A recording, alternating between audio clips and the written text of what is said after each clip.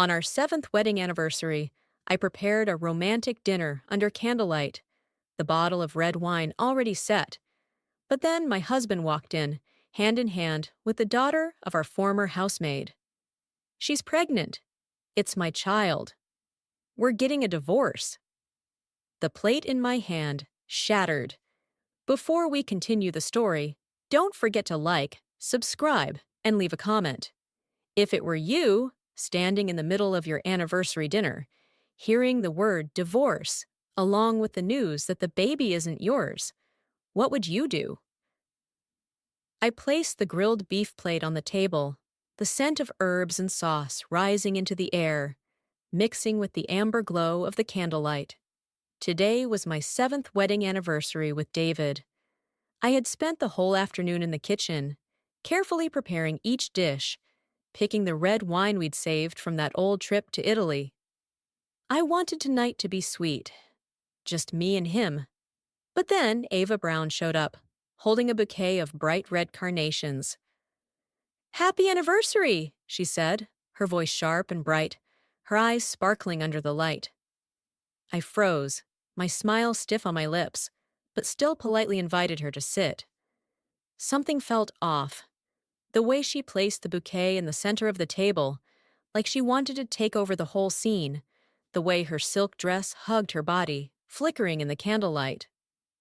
I tried to brush away the unease, telling myself I was overthinking.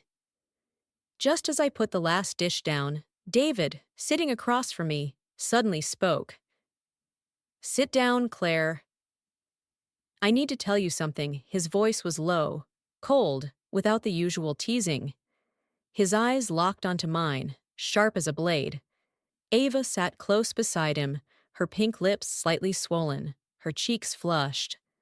Her fingers kept spinning the porcelain spoon, bright red nails glinting in the dim light. "What's so serious?" I said, trying to keep my voice light, though my heart was pounding faster. "Sounds like the police are about to interrogate me or something." I sat down, looking at David, waiting, but his eyes drifted away toward Ava. There was a brief, awkward pause, like he was deciding something. "So, here's the thing." He cleared his throat, tapping his finger on the table, a habit he had when anxious. I waited, my breath tight, not even sure why. He inhaled deeply, then looked me straight in the eye, his voice slow, as if each word had to cut through the air. "Claire, I want a divorce." The sentence sliced through everything. The meat sat cooling on the table. The red wine bottle remained unopened. I stared, my mouth speaking before I could think. "What did you just say? There's a stranger here. Aren't you afraid of being judged?"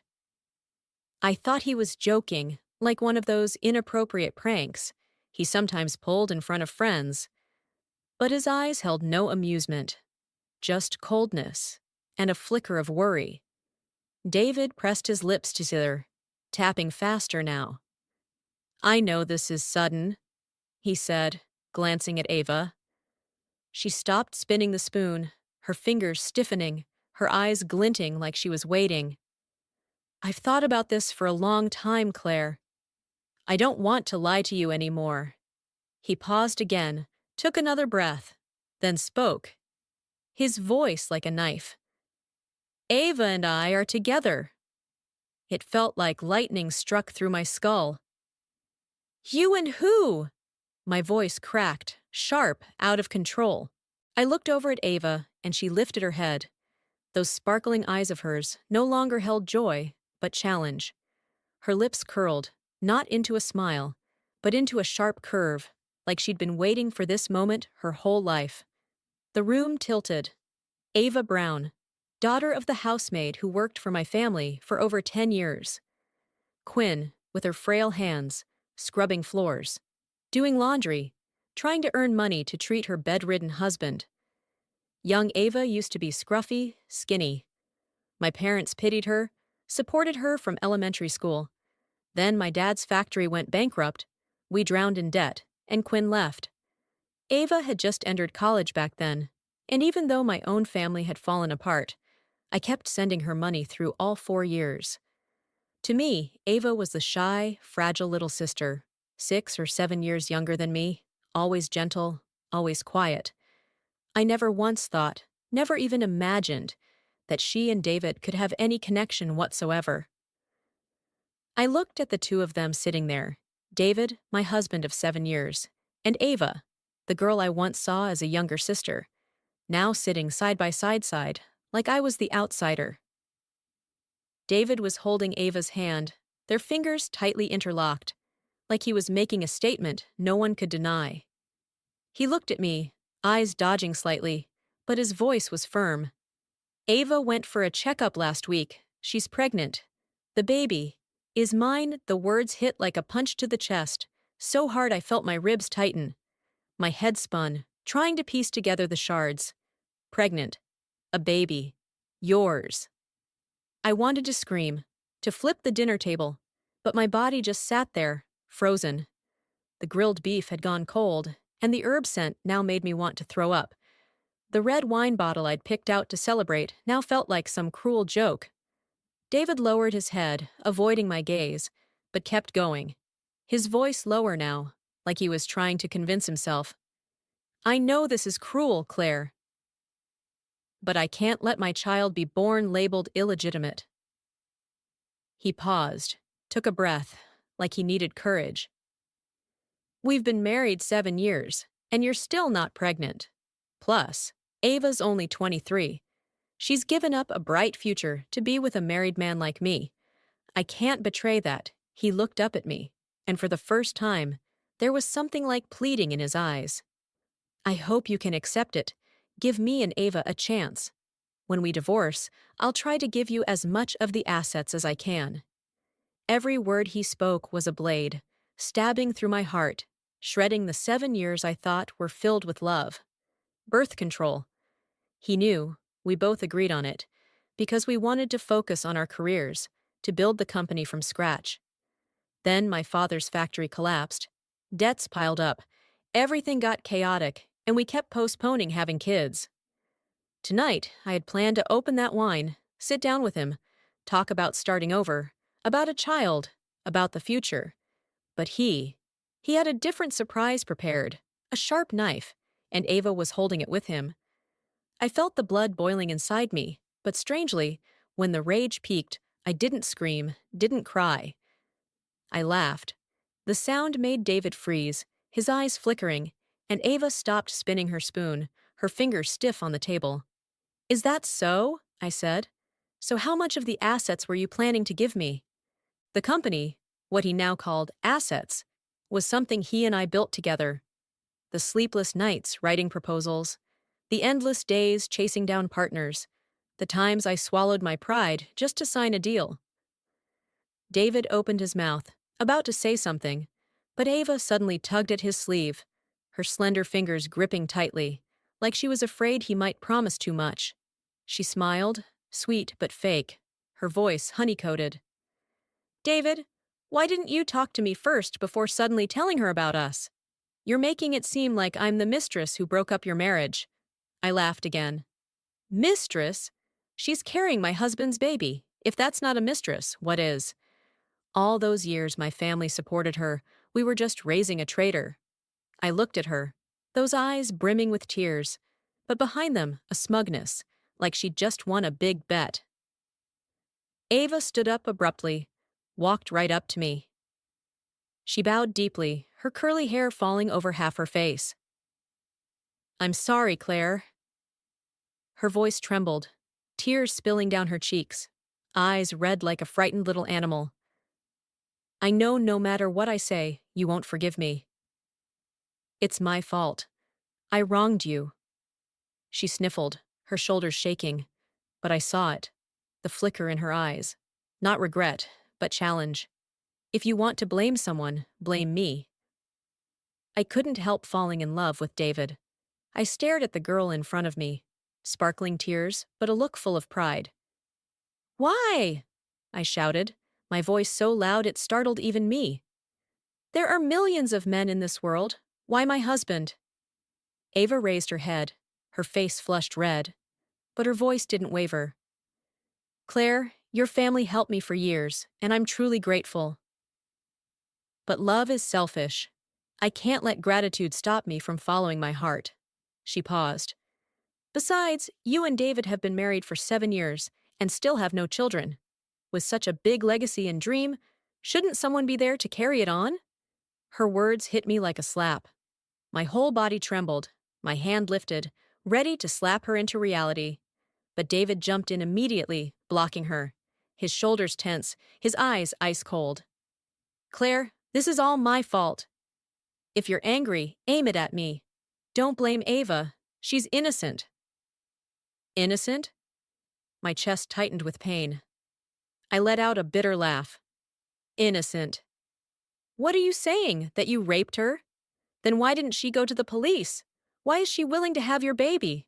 You two are a perfect match, a bastard and a homewrecker. Ava's face went from red to pale white. David looked at me, his gaze growing cold, like the 7 years of love between us had just evaporated. Claire, have some decency, he said. Don't say such vicious things. Ava is pure, kind. Nothing like someone like you. Out chasing deals day and night, rubbing shoulders with men in business meetings. Who knows what you've done behind my back? If we're talking shamelessness, who could top you? His words cut like acid, every ounce of hidden contempt spilling out in that one sentence. It was like a bomb went off in my head. My ears rang. All those networking events, the forced smiles to keep business alive, the awkward handshakes, all for the company we built together. He knew that, but now he used it to drag me through the mud. Rage took over, burning away every shred of logic. I grabbed the glass on the table, and with no control, I hurled it at David.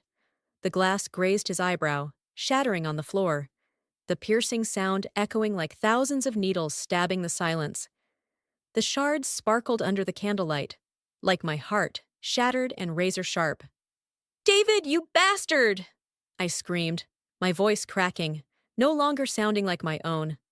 Blood trickled from his brow, a thin line running down his cheek. He looked at me, eyes filled with shock and fury, his lips parting like he wanted to speak. But I didn't let him.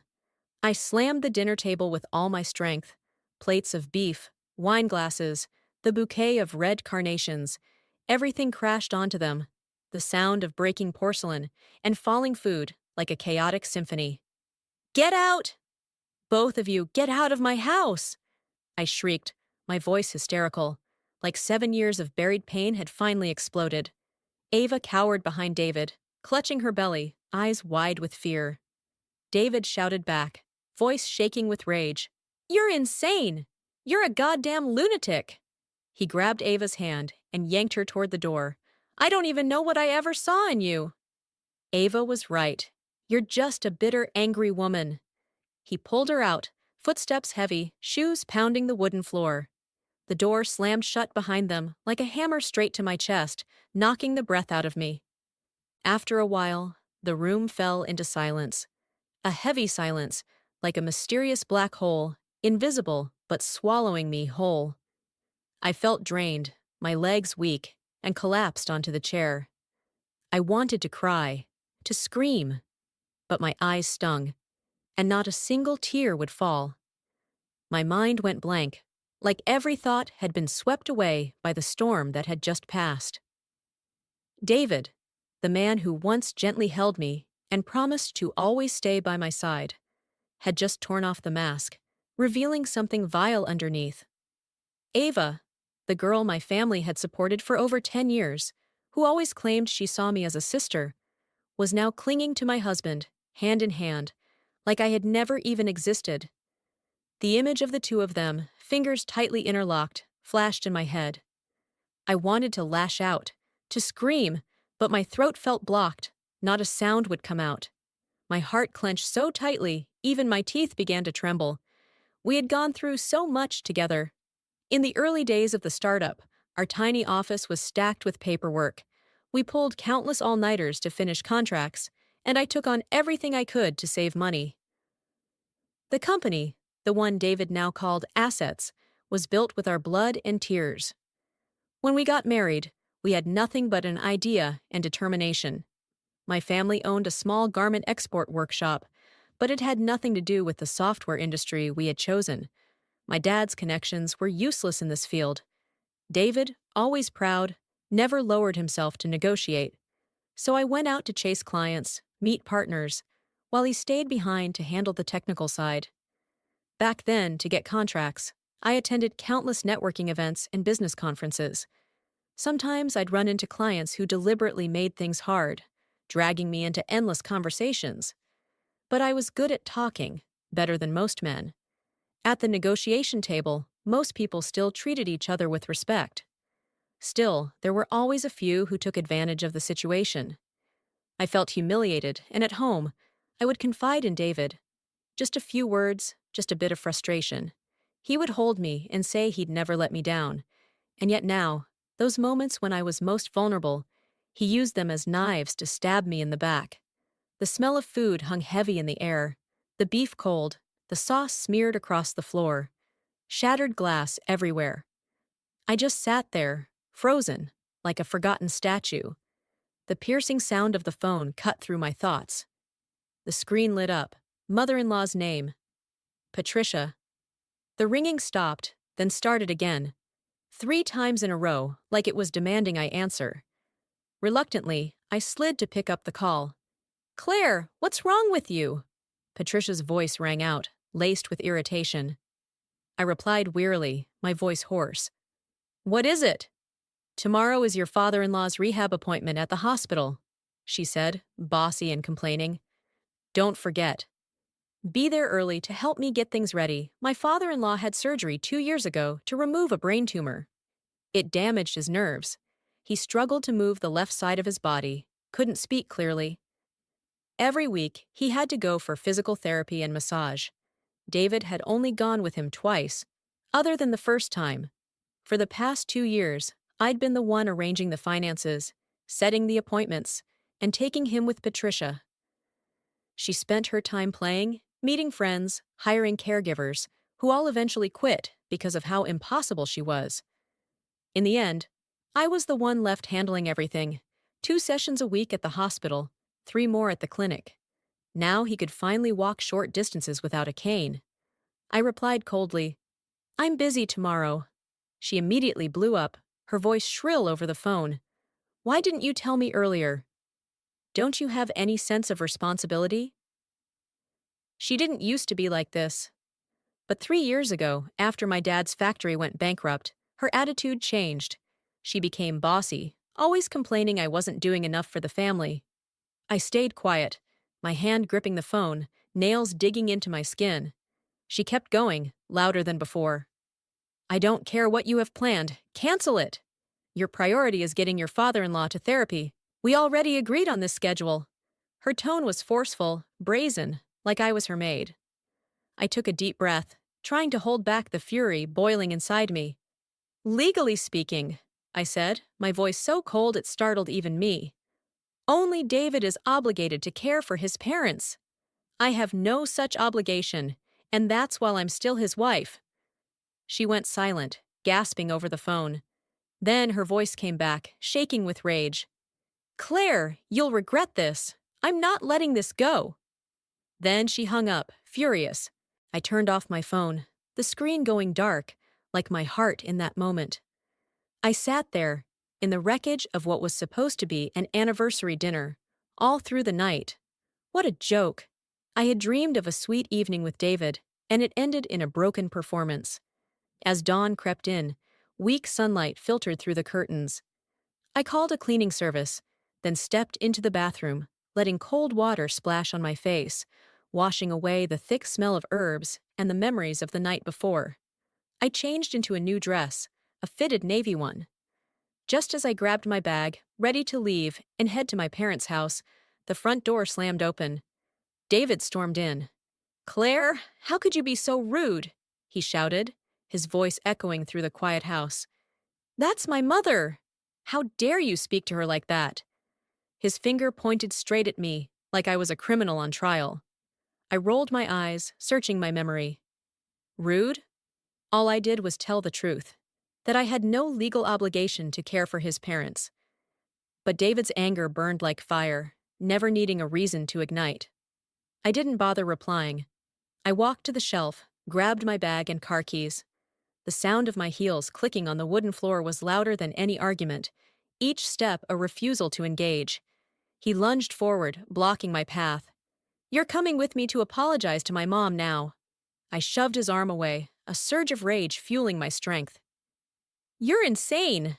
I snapped, eyes locked on his, unflinching. I bent down, pulling out my high heels from the cabinet. He still wouldn't back off. His hand gripped my arm, fingers digging into my skin like iron clamps. "Claire! Divorce is between us. Don't take it out on my parents. They've always treated you like their own daughter. Now come apologize."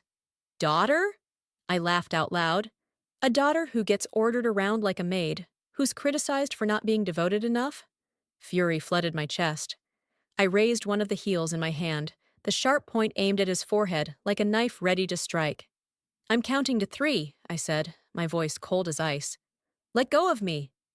1, 2. Before I could say 3, I lifted my arm, the heel glinting under the light.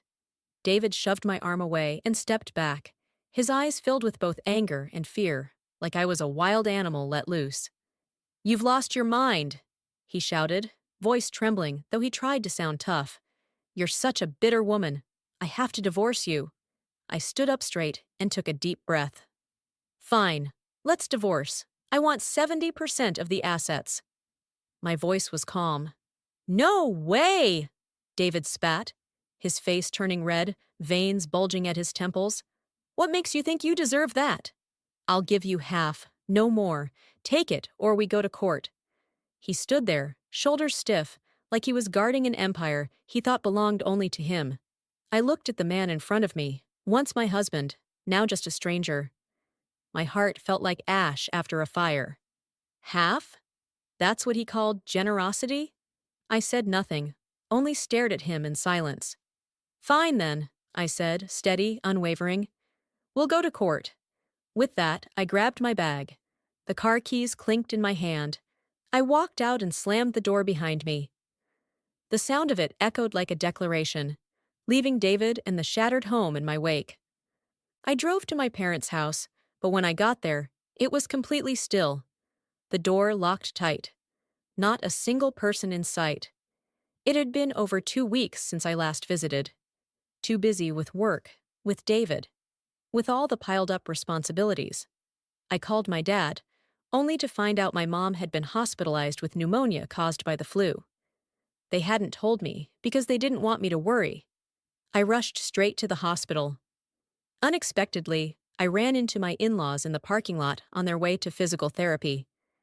My father-in-law sat slouched in his wheelchair. When he saw me, his expression stayed neutral. But Patricia folded her arms and sneered. "Well, well, Claire." "Feeling guilty now? Came to apologize, did you?" Her voice was sweet, but dripping with sarcasm. "If you're ready to admit your mistakes, David's father and I might consider forgiving you. If not, don't expect to be welcomed back into our family welcomed. Like I was ever desperate to belong to that family." I smirked, my eyes scanning over her. "If there's something wrong with your head, might as well get it checked while you're already at the hospital." I didn't look back, walked straight toward the elevator. Behind me, Patricia shouted, her voice shrill and full of curses, but I didn't care. Her words were just air, meaningless. Not even a few minutes later, my phone buzzed. David's name lit up on the screen. No doubt Patricia had called him to complain. I blocked his number immediately, my finger sliding across the screen, cutting the cord without hesitation. I had no patience left to hear his whining. Back when I was still his wife, I put up with his parents out of duty. But now, he was just a cheater. And he thought I'd still bow to his family? The elevator took me up to the 12th floor, the air thick with the smell of antiseptic. As soon as I saw my mom lying in the hospital bed, my nose stung. "Mom, why didn't you tell me you were sick?" My voice trembled, on the verge of breaking. She smiled faintly, her frail hand gently patting mine. "Telling you would only make you worry. What good would that do?" The care here is fine, and it's just pneumonia.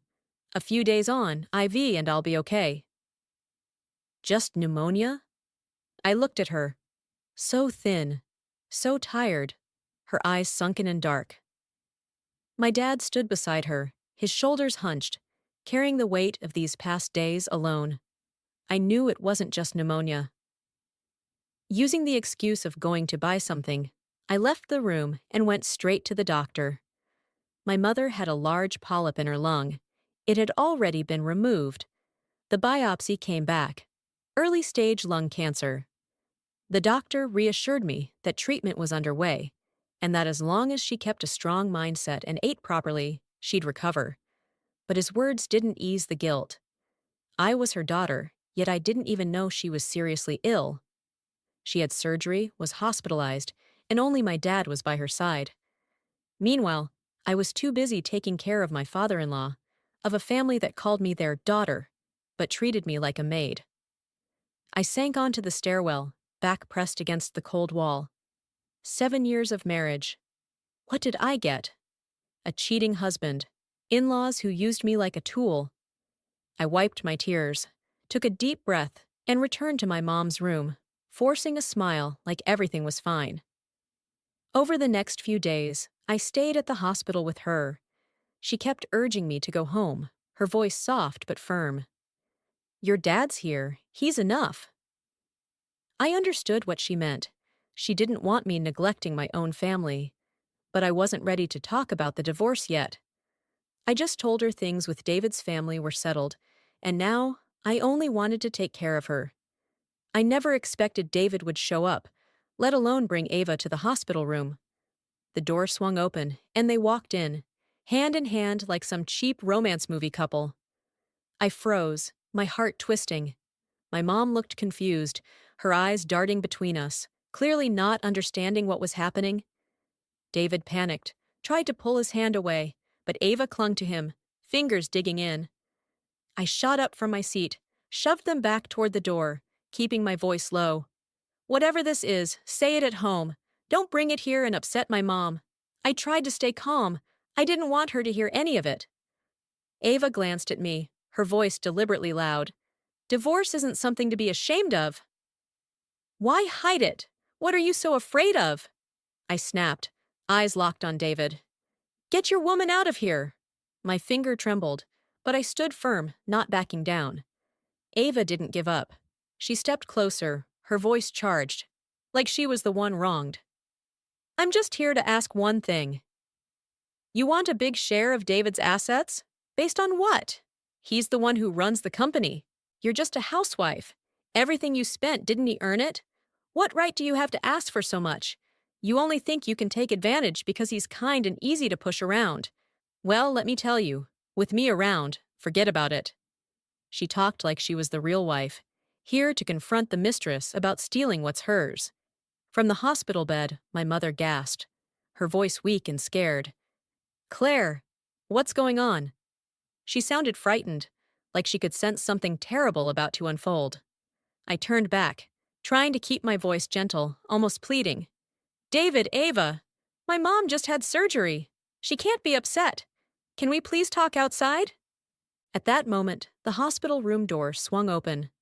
My father stepped out, tall and broad-shouldered, but his eyes were cold, cold like forged steel. He paused for just a moment, looked at the three of us tangled in tension, and it was as if he saw everything, understood it all in a single glance. His eyes locked directly on Ava, sharp and merciless.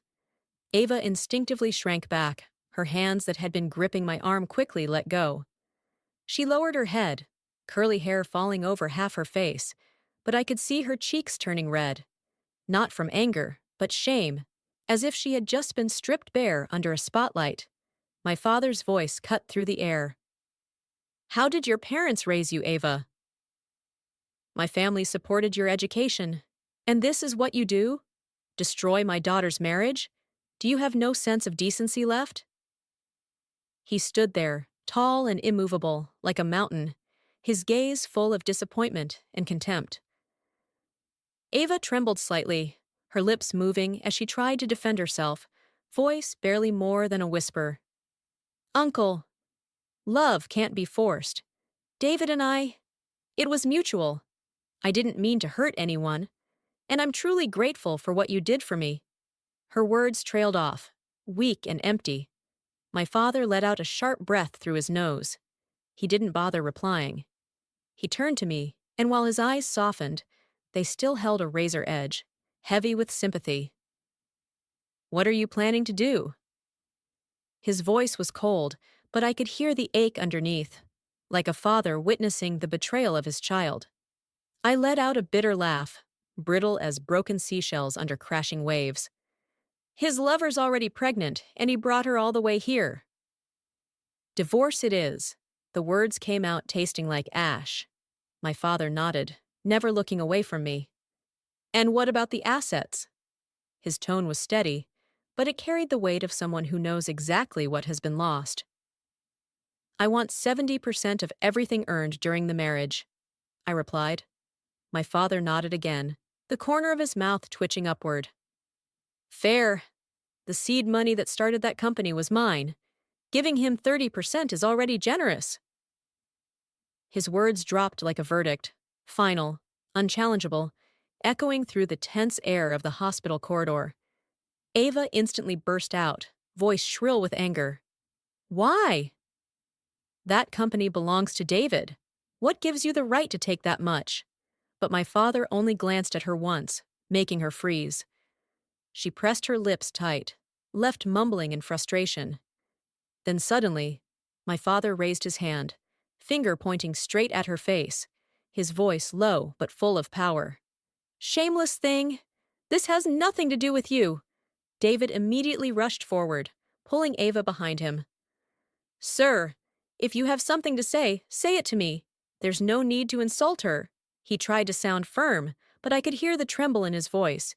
He still respected my father, not just out of politeness, but because of the large sum my dad had invested in the early days of the company.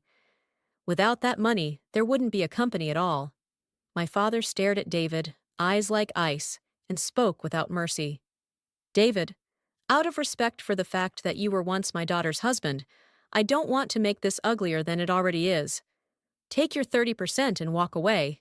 If you don't, I swear, I'll burn every last dollar if I have to, but I'll make sure you never live in peace. You know I don't bluff.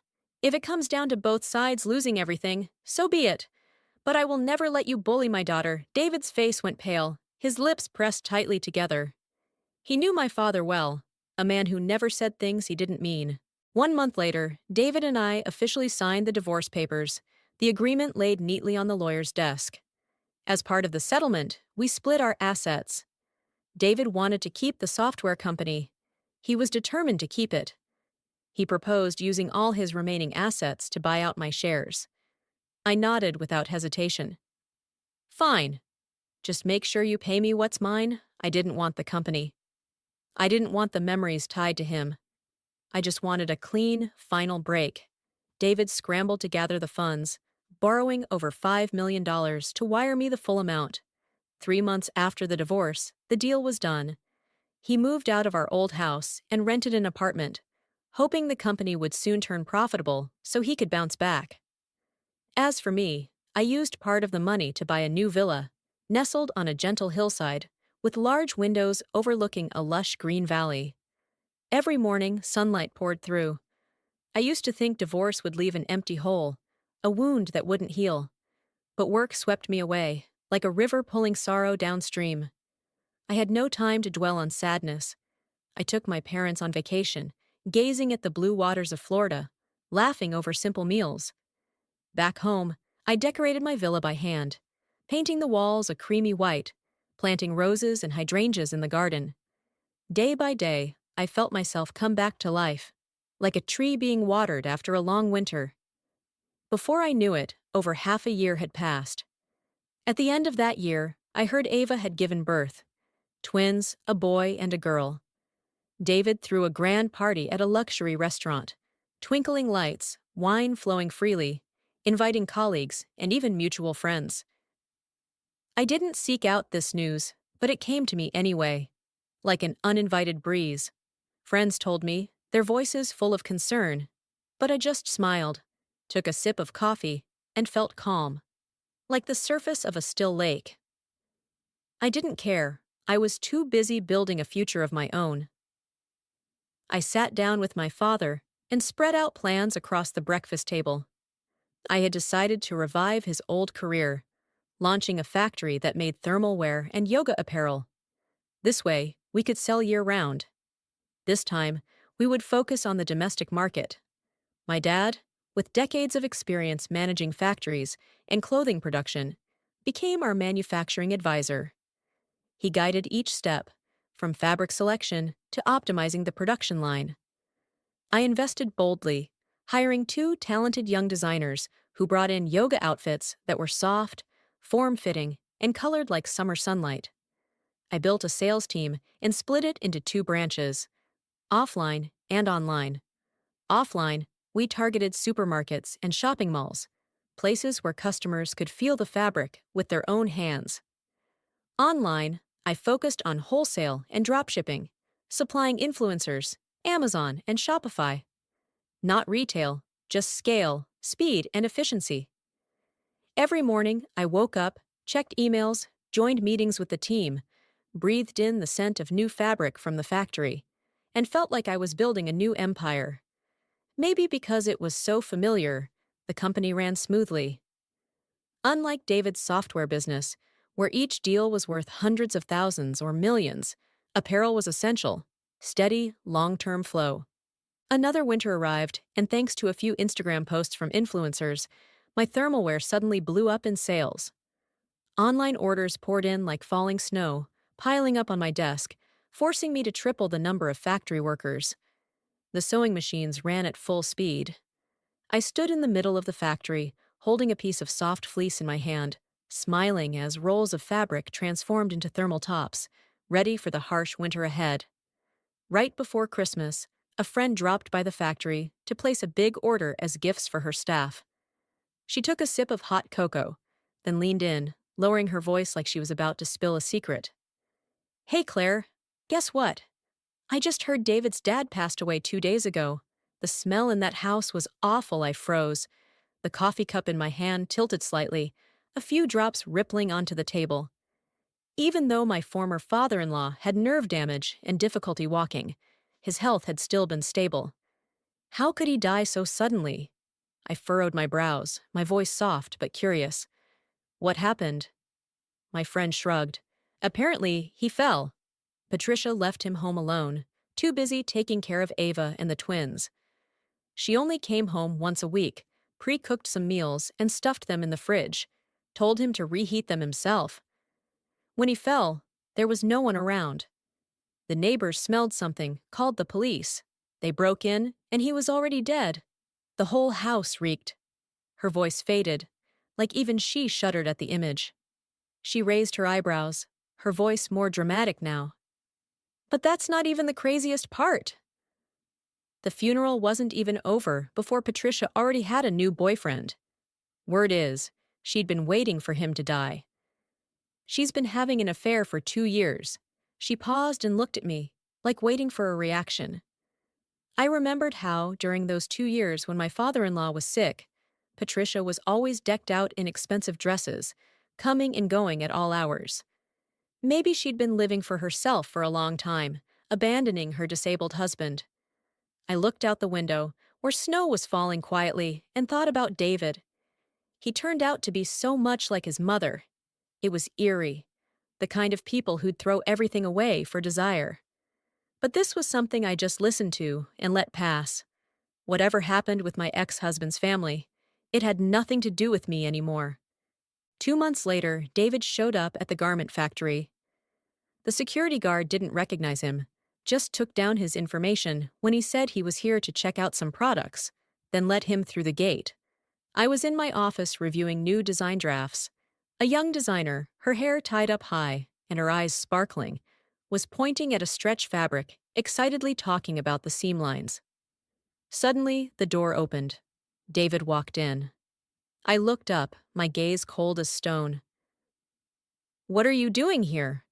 My voice carried no emotion, like I was addressing a stranger. David gave a smile, but it was stiff, like it had been glued onto his face. Claire. He cleared his throat, hands in his pockets, trying to act casual. I told the designer to go back and revise the draft. I'd look at it again later. David stepped forward and quietly closed the door behind him. He stood there, the same man who once arrogantly demanded a divorce, now slightly hunched, dark circles under his eyes, as if the past few months had drained the life out of him. Claire, I came to ask for a favor, he said, his voice low, with a trace of pleading. I said nothing. I just looked straight at him. David forced a smile, rubbing the back of his neck, and kept going. My company's in trouble. Some major contracts expire next month, and they're not renewing. They've already switched to another software firm. Can you help me reach out to them? Talk to them? I'm willing to cut an extra 10% off the price. I could see the desperation behind the thin layer of forced confidence. I curled my lips slightly, a faint mocking smile, like a cold breeze skimming over a lake. Go talk to them yourself. What does that have to do with me? David lowered his head, regret flashing through his eyes. Last year, I offended 2 of the people in charge, he said, voice softer now. The market was tough, and they wanted a 10% discount, but my company was struggling too, so I refused. Now the contracts are up, and they're not renewing. For some reason, a bunch of other major clients have left too. He looked up at me, eyes begging. You used to manage those accounts. Can you help me reach out? I'll give you a cut of the deal if it works out. I laughed inwardly. Fool. The software market had been brutally competitive for the last 2 years. Other companies slashed prices aggressively, while he, running a tiny firm with nothing unique to offer, acted cocky and refused to bend. And now, he was paying the price. If you're here to buy thermalware, you're welcome, I said. Anything else? I can't help I paused, deliberately emphasizing each word, the smile still on my lips. After all, anything business-related was improper. Your own words, remember? So why come to me now? David's face turned pale, like he'd just been slapped. He opened his mouth, his voice rushed, scrambling to explain. Claire, I didn't mean it like that. Back then, But I didn't let him finish. The insults he hurled at me back then, when he called me trash just to protect his mistress, were still sharp, like thorns lodged in my chest. I picked up the internal phone and asked security to escort him out of the company. After David was escorted out of my office by security, I returned to my desk. My phone buzzed. A message from the executive I'd hired, a sharp, punctual woman, showing a long list of new incoming orders. I laughed, the sound echoing through the small office, as if wiping away the last trace of David. Once my company was running smoothly, I quietly partnered with friends to register a new software firm, operating almost exactly like David's. Over the past 2 years, I had patiently recruited the best engineers from his team. The major contracts, the clients he once bragged about, were now mine. And David, in his pathetic cluelessness, had come to ask me to talk to those very clients, as if asking me to rob myself of my own victory. 2 years later, David's company went bankrupt. My life, on the other hand, had changed. I began a new relationship with Ethan, a university physics professor who was also divorced. We met at a mutual friend's party. He was quiet, but every word he spoke was sharp, funny, like a glass of red wine, rich and unexpectedly delightful. On the surface, we seemed like opposites, but in conversation, we were perfect. He was the kind of man who could make me smile with just a witty comment about relativity. We didn't talk constantly. He was busy with research. I was busy with the garment factory and the software company. But when he had time off, I'd rearrange my schedule, and we'd walk together down golden-leafed streets, or sit by the fireplace as he talked about the universe, like each star was a story.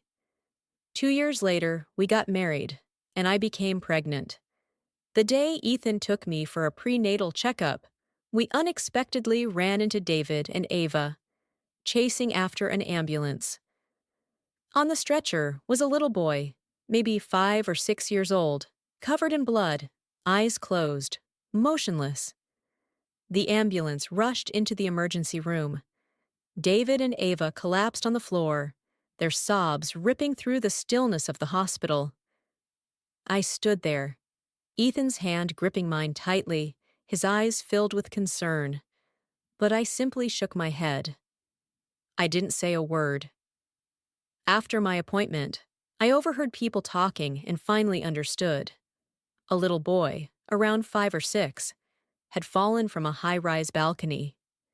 He was rushed in but didn't make it. The image of David and Ava chasing after the gurney flashed in my mind. Was that their child? Later, I learned the full story through scattered whispers from friends. Ava and Patricia, addicted to parties with friends, had locked the apartment and left the 2 kids alone. There was no food. The children were hungry, calling for their mom to no avail. The boy, recalling a video he'd once seen, climbed onto the window ledge, trying to use a tree outside to get down and look for her. His little sister, just a toddler, helped him by pushing a chair over, but he lost his footing and fell straight from the balcony to the ground. The girl's panicked cries alerted the neighbors. They called the police and an ambulance, but it was too late. The boy didn't survive. Child Protective Services launched an investigation. Ava was interrogated for child neglect. I sat there in silence, unable to speak, my chest heavy as if carrying a stone. A small, innocent life, destroyed by their recklessness. Time passed, like a river quietly carrying the debris of the past. I heard that David and Ava eventually divorced, and custody of their daughter went to David. The news reached me like a breeze, passing through and fading without leaving a ripple. I didn't ask for more details. I didn't want to know. My life had taken a new turn, one filled with soft sunlight and blooming flowers in the villa garden, a quiet reminder that I was free.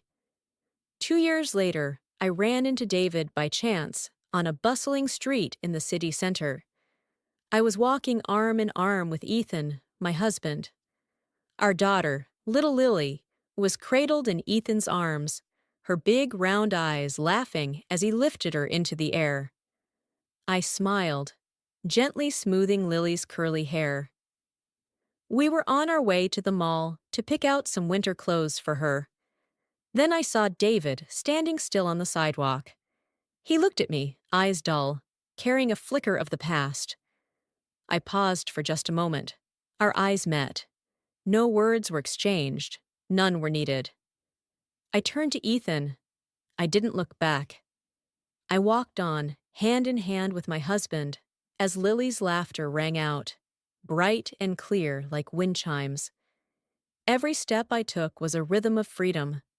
Every breath, a quiet affirmation that I had left the past behind.